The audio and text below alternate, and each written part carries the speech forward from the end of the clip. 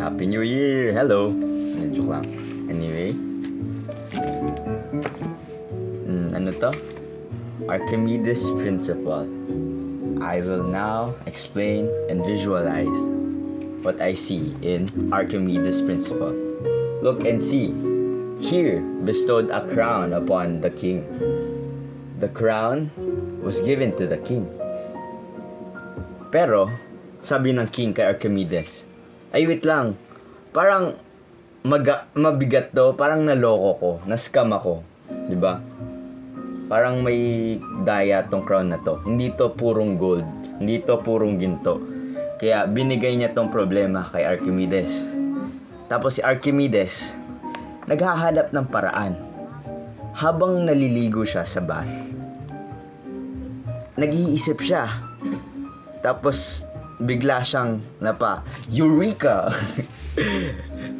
Nung tumungtong siya sa bath, naalala niya yung water displacement.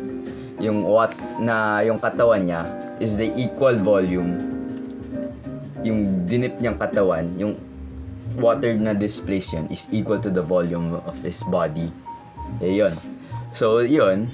A funny story. Sabi daw, I don't know if it's true, pero sabi daw, yun yung kwento kay Archimedes na yun yung ginawa niyang solusyon sa fake crown ng king. Ayun, sabi niya na ang gold, ang crown na yun, pinalitan ng silver which has a higher density than gold.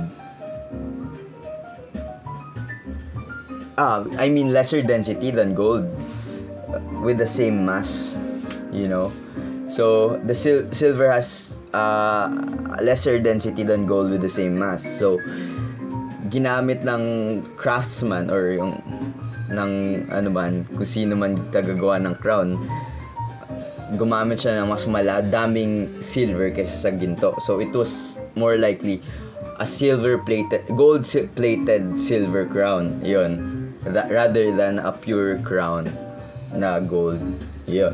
Ayun lang, funny story. Yun yung na-visualize ko dito. Sa crown na water displace yung water. Yun yung ginawa niyang method sa pag-discover na fake ang crown ng king. Happy New Year. Merry Christmas.